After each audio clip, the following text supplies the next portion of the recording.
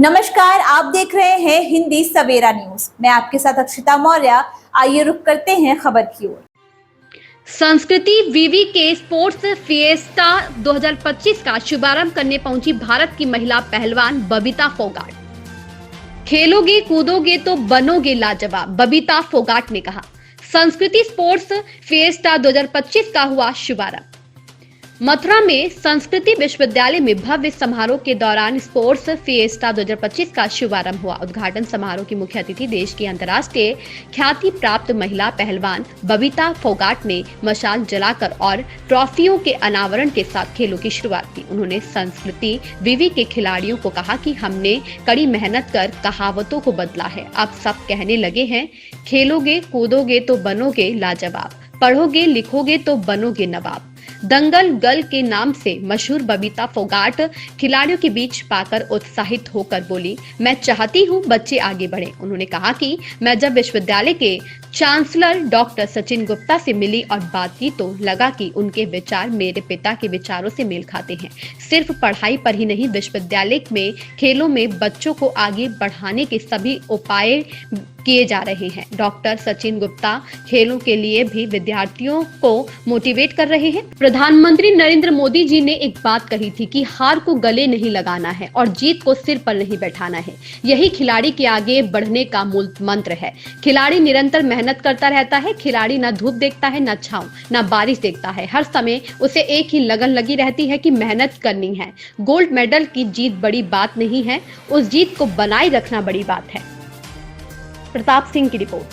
लेकिन मैं सबसे पहले थैंक्स बोलूँगी सचिन गुप्ता जी को, आपके वाइस चांसलर जी को, मीनाक्षी जी को और पूरी आपके सपोर्टिंग स्टाफ को और जितने भी कोचेज हैं उनको भी बधाई शुभकामनाएं दूंगी कि आपने इतने अच्छे टैलेंटेड बच्चे तैयार किए हैं। और उम्मीद करती हूँ कि आप में से ही, जैसे आपने आरजे ने पूछा था कौन बच्चा यहाँ पे आके यहाँ पे चीफ गेस्ट बनेगा, तो अपने आप की कल्पना कीजिए। उन बच्चों के भविष्य को मैं शुभकामनाएं देती हूँ कि आप में से मैं चाहती हूँ कि बहुत सारे बच्चे आगे बढ़ें और देश का नाम रोशन करें। और सचिन गुप्ता जी को स्पेशली थैंक्स इसलिए भी कहूँगी कि मैं पहली बार वैसे तो यूनिवर्सिटी में आए, लेकिन आने के बाद मैं थोड़ी देर 10-15 मिनट सचिन जी के साथ बैठी तो उनके जो विचार जो हैं कहीं ना कहीं मेरे पिता के विचारों से मेल खाते हैं।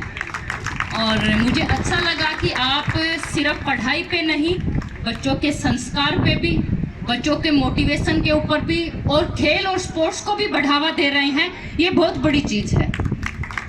और बच्चों के भविष्य को संवारने के लिए, बच्चों को एक नई दिशा देने के लिए भी उनको हर तरह से सपोर्ट करते हैं, उनको स्पॉन्सर भी करते हैं, सपोर्ट भी करते हैं, ताकि कोई बच्चा फाइनेंशियली कमज़ोर होने की वजह से अपनी पढ़ाई ना छोड़ सके, गेम ना छोड़ सके।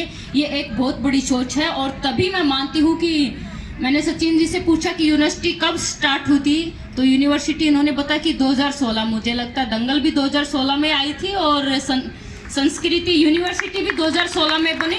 और इतना जल्दी आपने जिन ऊंचाइयों को छुआ है, ये अपने आप में काबिल तारीफ है। और आपकी मेहनत ये बताती है कि इतने कम समय में जो अचीव किया है वो आप सिर्फ और सिर्फ आपकी सोच की वजह से आपने अचीव किया है।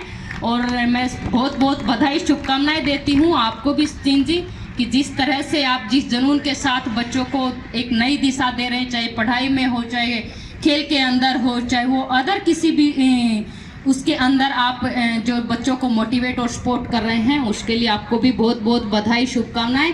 और सभी बच्चों को जो पार्टिसिपेट कर रहे हैं, जो जीतेंगे हारेंगे, सबको बधाई शुभकामनाएं देती हूँ।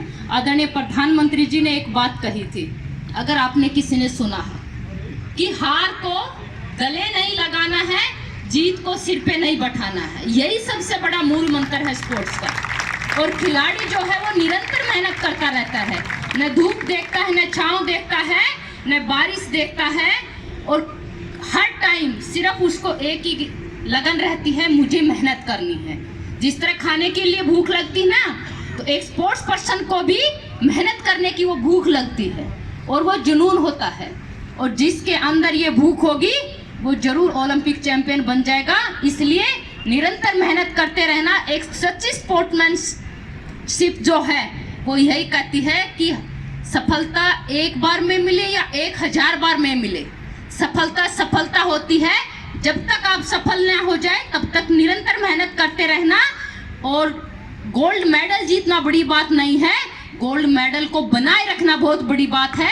इसलिए निरंतर मेहनत करते रहना और अपने देश के भविष्य को, अपने देश को प्रगति की राह पे लेके जाना आप सब और हम सब का दायित्व है। इसलिए बहुत बहुत बधाई। इस खबर में बस इतना ही। बने रहिए हिंदी सवेरा न्यूज के साथ।